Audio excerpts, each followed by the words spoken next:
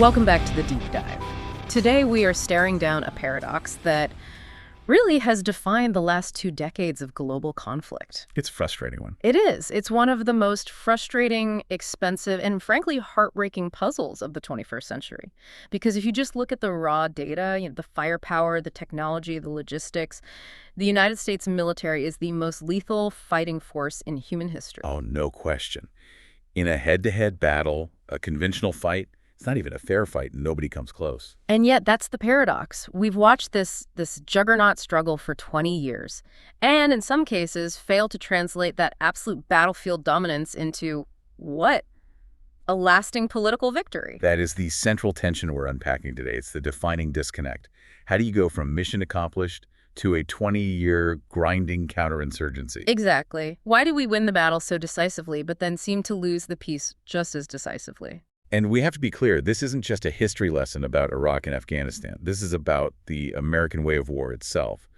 We need to figure out why the playbook that works so well for the invasion part, for the breaking of things, fails so catastrophically when it comes to the occupation, the fixing of things. Right. So to help us solve this, we're digging into a pretty heavy stack of documents today. We're going deep into the United States Army in the Iraq War, Volume 2, Surge and Withdrawal. Which is the official history, edited by Colonels Joel Rayburn and Frank Sobchak. It's unvarnished. We're pairing that with Nicholas J. Schlosser's The Iraq War 20 years later. Right. And those two really form the foundation for the Iraq side of this whole equation. But to understand why things went so differently in Afghanistan, we're looking at Lawrence E. Klein's comparative analysis, the two surges. And then we get to the critique. And honestly, this is some of the sharpest writing I've seen on this. We've got Requiem for the Afghan Fabergé Egg Army by Jahara Matisak. That title alone tells you everything. It really does. And finally, Lost in Translation, The American Way of War by Rose Lopez Caravori. It's a robust list. And the mission for this deep dive is really to synthesize the last 2 decades. We want to understand why one surge in Iraq seemed to pull a country back from the brink, why a similar effort in Afghanistan failed, and, maybe most importantly, why we keep building these partner armies that just collapse. Okay, so let's start with the mindset. Before we get into the mud of Ramadi or the mountains of Afghanistan, we have to look in the mirror. You just mentioned Rose Lopez Caravori's article on the American Way of War. Right. I think for most people, if you say that phrase, they just picture, stealth bombers, aircraft carriers, overwhelming force. Which is accurate, but it's not the whole story. Right. Caravori argues that what we actually have is a way of battle. And that distinction is absolutely critical. A way of battle, not a way of war. What's the difference? A way of battle means we are masters of tactical violence, incredible at logistics, moving a city's worth of gear across the world in a week. We have superior firepower. Yeah. And culturally, we seek the annihilation of the enemy force. Annihilation? That sounds pretty absolute. It is. It's a legacy of the Civil War, of World War II. The goal is to crush the opposing army so completely that they have no choice but to surrender unconditionally. But a way of war is different. A way of war implies a strategy that connects that violence to a specific, sustainable political outcome. And that's where we get lost in translation. Exactly. We break the enemy army, and then we look around and say, okay, we won. Why isn't there peace? So we're treating the war and the peace as 2 totally separate projects. That's her argument. She highlights that the American approach is fundamentally apolitical. Right. The military views the combat phase as their job. They destroy the threat. And then they expect the politicians, the diplomats, to swoop in and sort out the governance. But you can't do that in a counterinsurgency. You can't separate them. Every single bullet you fire has a political consequence. If you destroy a house to kill 1 sniper, you may have just created 5 new enemies among the family that live there. She also says we're ahistorical. Which is a polite way of saying we refuse to learn. Yeah. We have this tendency to view every new conflict as completely unique. Or, even worse, we cherry-pick the history we like, usually World War II, where the bad guys wore uniforms and surrendered on a battleship. Right. And we just ignore the messy, small wars, the counterinsurgencies that actually make up the vast majority of our military history. We treat Vietnam as an aberration, an anomaly to be forgotten, not a lesson on what happens when you fight a political war with a conventional mindset. And I have to imagine technology is the other big pillar here. We love our tech. We're technology dependent. It's this search for the silver bullet. There's a pervasive belief that precision can replace presence. That if we can drop a Hellfire missile through a specific window, we don't need a platoon of soldiers walking the beat talking to locals. We try to hack warfare. We want to do it remotely, cleanly, and without casualties. Mm. And that leads directly to the fourth trait she identifies: impatience. Right. The American public, and by extension the politicians, we demand a quick, decisive resolution. We want the ticker tape parade. And this impatience isn't just a mood, it actually infects the planning process. Which is the perfect segue to the Rayburn and Sobchak study on the Iraq War. They talk about something called the short war assumption. Now, when I first read that, I figured they were talking about the media narrative, home by Christmas. Right. But they're saying this was an actual planning parameter. It was the operating system for the entire war. For years, Rayburn and Sobchak document this extensively, not just for the invasion, but years into the occupation. 2004, 2005, leaders and planners were operating under the assumption that the war would be effectively over in 12 to 18 months. That seems incredibly dangerous. If you think you're leaving in a year, you don't build for the long haul. You don't. It broke the logistics. The Army didn't build the right vehicles for a long occupation. That's why you had soldiers welding scrap metal onto Humvees. The procurement system wasn't turned on for a long war. So no MRAPs, no proper armored vehicles at first? Not for a long time. They didn't train enough advisors for foreign forces because the thinking was, hey, we won't be here long enough to need a massive advising corps. And Rayburn brings up the staffing of headquarters, which I found fascinating. It's a perfect specific example of how this mindset cripples you. While the combat units on the ground, the brigades, the battalions were adapting and literally fighting for their lives, the higher headquarters were consistently understaffed or ad hoc because the Pentagon wanted to save money for the future force. They were obsessed with transformation, building this high-tech robotic army of 2020. So they were essentially starving the current war to pay for a future war that hadn't happened yet, all because they refused to admit the one they were in was going to be a generational slog. So we have a military designed for a quick battle, relying on tech, led by an institution that's convinced it's about to go home. A recipe for disaster. Let's apply this to Iraq. We invade in 2003. The tactical piece goes, well, perfectly. Baghdad falls, the statue comes down, but then the state collapses. And Rayburn and Schlosser both use that specific term, state collapse. And that distinction is vital. The plan was regime change, decapitate the leadership, Saddam and his sons, and the bureaucracy below them would just keep the lights on. But that's not what happened. No, they didn't just decapitate the regime, they inadvertently dismantled the entire Iraqi state structure. Which brings us to the Coalition Provisional Authority and those infamous orders, Order 1 and Order 2. The two pieces of paper that arguably lost the peace before it even began. Order 1 was de-Baathification. Which, to an American audience, sounds perfectly logical. Get rid of the bad guys, the cronies. Right. Get rid of the Nazis. But you have to understand the Iraqi context. In a totalitarian state, the Ba'ath Party wasn't just a political club. It was the human resources department for the entire country. If you wanted to be a school principal, a university professor, an engineer at the water plant, You had to be a party member. It didn't mean you loved Saddam. It meant you wanted a career. So when Order 1 dropped, we didn't just fire the secret police. We fired the technocratic class. We fired everyone who knew how to run the electrical grid, the sanitation system, the ministries. Overnight, the government ceased to function. and then came Order 2. Order 2 disbanded the Iraqi military and security services. Which just seems insane in hindsight. You have a country flooding with weapons, looting is starting, and you fire the only organized force that could maintain order. It was worse than that. You took hundreds of thousands of military-age males, men with training, men with pride, and you took away their paychecks, their status, and their future. Yeah. But they kept their rifles. So you just created an army of the unemployed and angry. Rayburn and Sobchak argue that this created an instant, massive recruiting pool for the insurgency. We created a power vacuum that the United States simply did not have the troop numbers to fill. And nature abhors a vacuum. Precisely. Militias, insurgents, foreign actors, they all rushed in. Iran saw an opportunity in the Shia south. Syria funneled jihadists into the Sunni west. They did not want a stable pro-American democracy on their border, so they funded the chaos. Schlosser's article, The Iraq War 20 Years Later, describes the timeline of this descent. It wasn't an immediate cliff dive, was it? It was more of a slide. It was a slide that accelerated into a free fall. You had the initial euphoria, then the looting. Then the organized resistance started to form in 2004, 2005. But the real turning point, the descent into absolute hell, was 2006. The bombing of the Golden Mosque. February 2006. Al-Qaeda in Iraq, led by Zarqawi at the time, made a strategic calculation. They couldn't beat the Americans head-on. But if they could provoke a full-blown civil war between the Sunnis and the Shia, the country would become ungovernable, and the Americans would have to leave. A deliberate provocation. A brutally effective one. They blew up the Golden Mosque in Samarra, one of the holiest sites in Shia Islam, and the bait worked.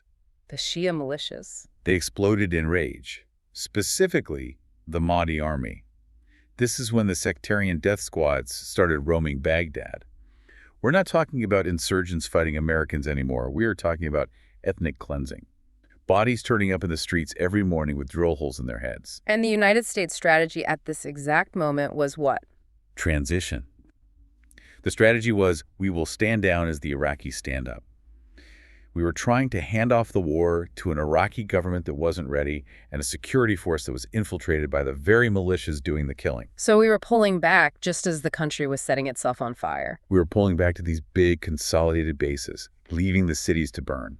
Which brings us to the pivot, the surge. Now, in popular memory, the surge is just President Bush sent 30,000 more troops. But reading Schlosser and Klein, it's clear the number of boots was almost secondary. If you only focus on the troop count, you miss the entire point. Yes, the 5 extra brigades mattered. You need mass.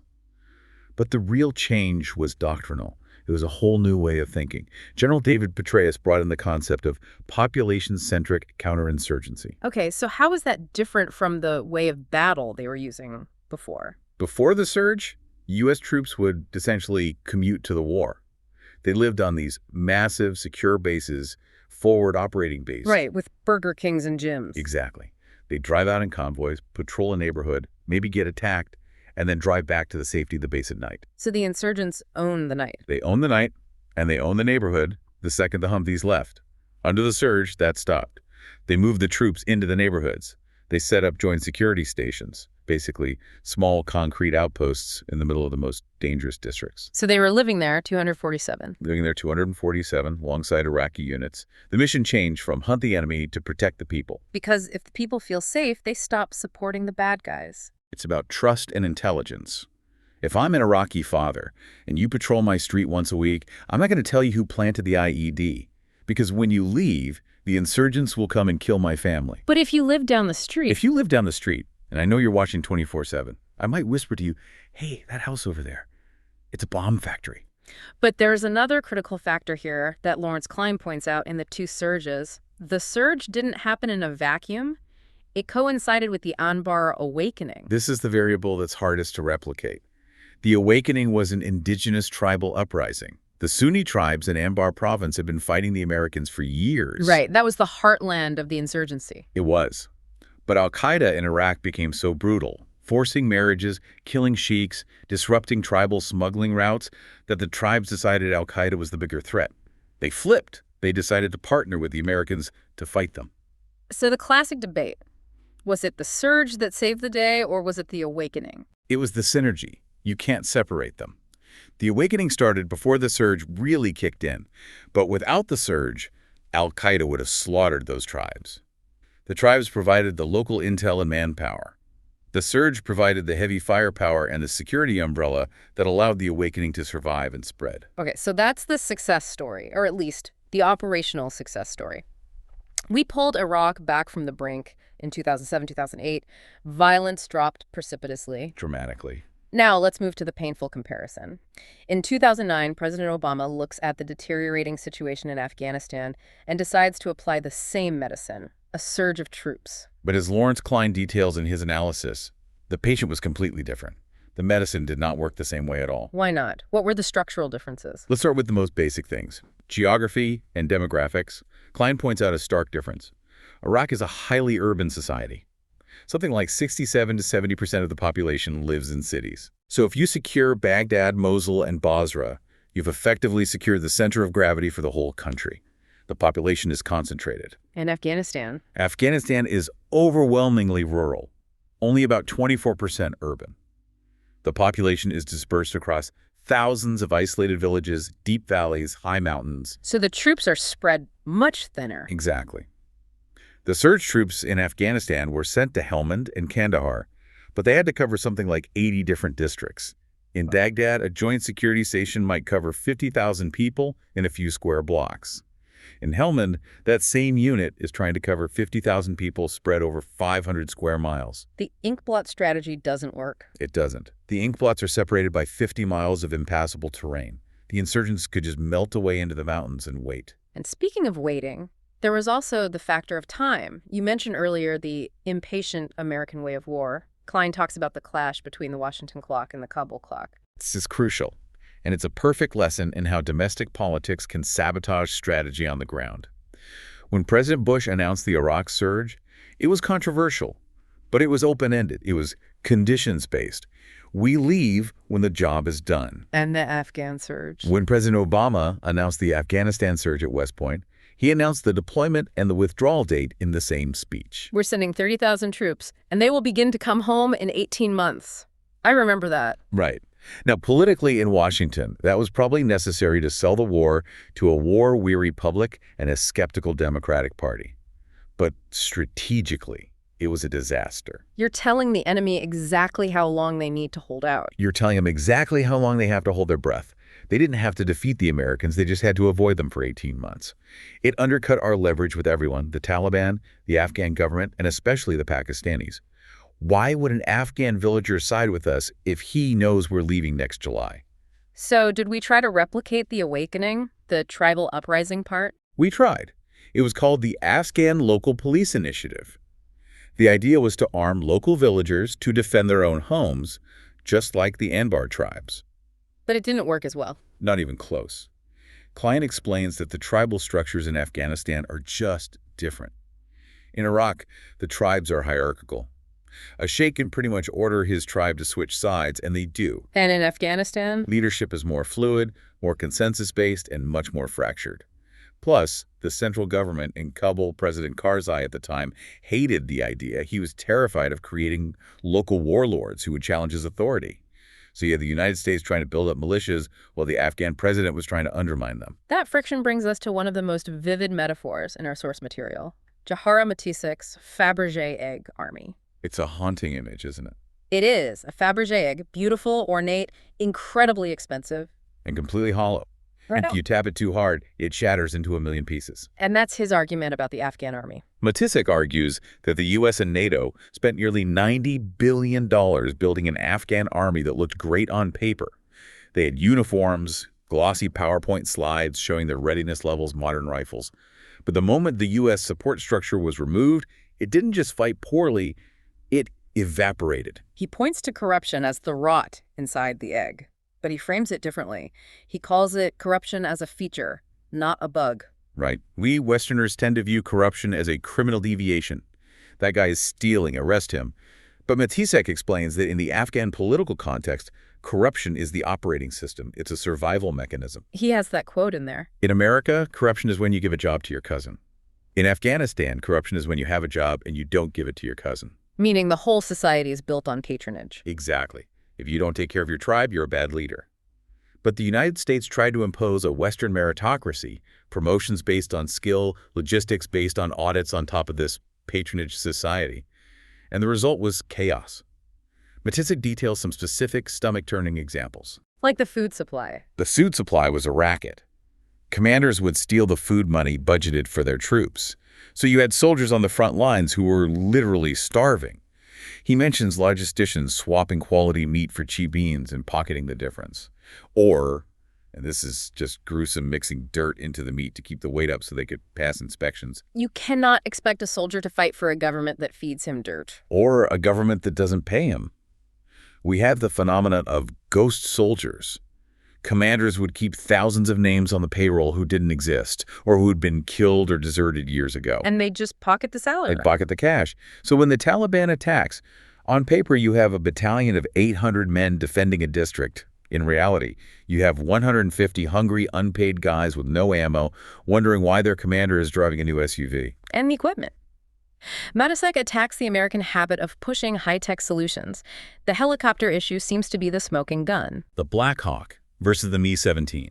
This is the perfect example of strategic malpractice.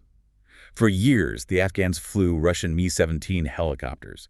They're rugged, They're simple, you can fix them with a hammer, and the Afghan pilots knew how to fly them. They worked for the environment. Perfectly. But we switched them. Due to congressional politics and geopolitical pressure, we decided to transition the Afghan Air Force to the American Black Hawk. Which is a Ferrari compared to the Mi-17's pickup truck. An incredible machine. But it's maintenance heavy, it requires computerized diagnostics, and crucially, who did the maintenance?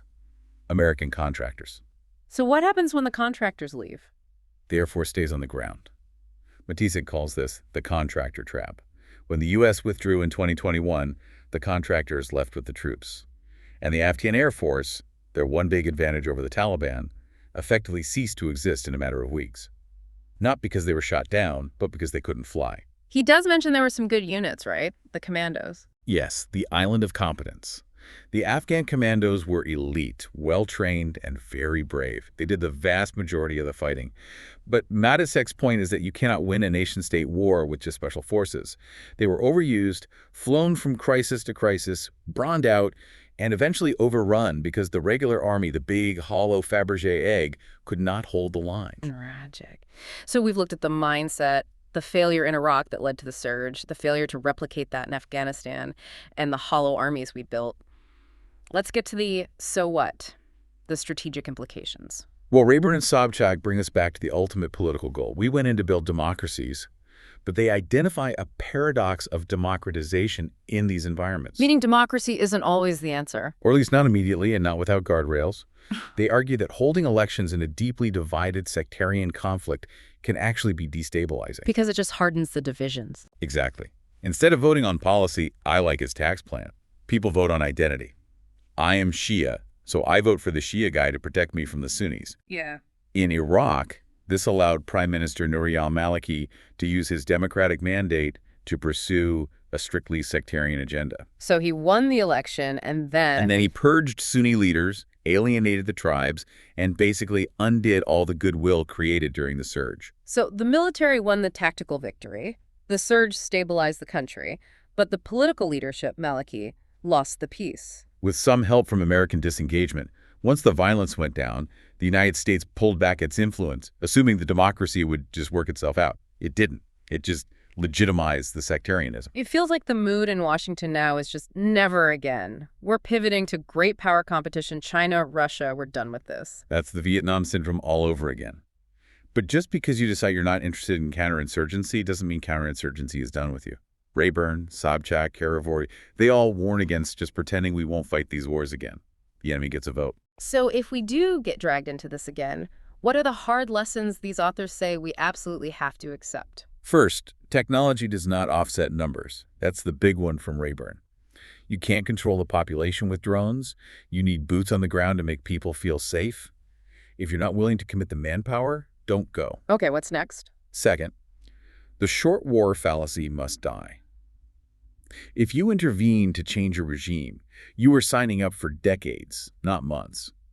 Nation building is a generational project. If you're not willing to stay for 20 years, maybe don't go in the first place. What about our allies? Coalition warfare is hard. Rayburn's study is pretty critical of how that worked in Iraq. For example, the British were in charge of Basra in the south. But they had different rules of engagement, different political pressures. They eventually let the militias take over the city because they weren't willing to fight them for it. So you had allies fighting two different wars in the same country. Essentially, yes. And finally, a really uncomfortable topic, detainee operations. What we do with the people we capture. We never figured it out. The evidence collection was, poor soldiers aren't trained as crime scene investigators. So we'd catch an insurgent, hold him for a while, and then have to release him because we couldn't prove anything in an Iraqi court. And one of those people was Abu Bakr al-Baghdadi. He was in United States custody. We let him go.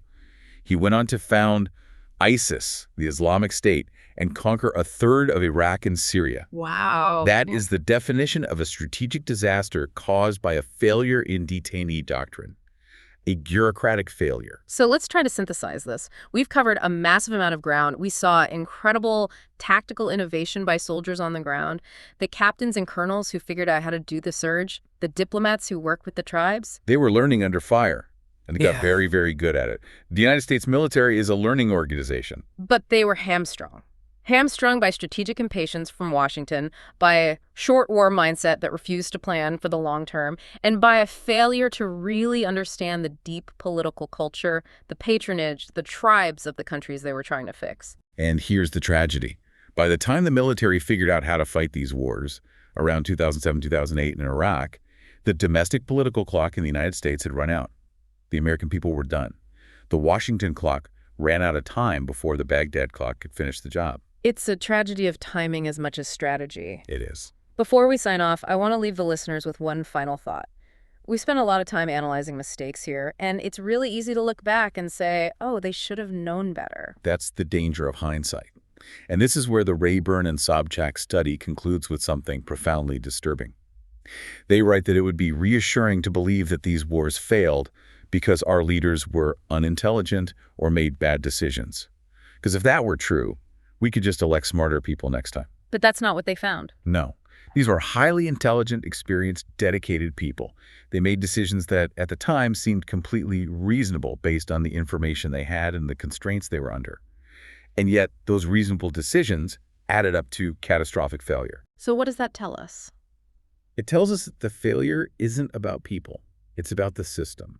It suggests that the American way of war itself, our bureaucracy, our political cycle, our reliance on tech, our inability to think long-term is structurally incapable of winning these types of conflicts.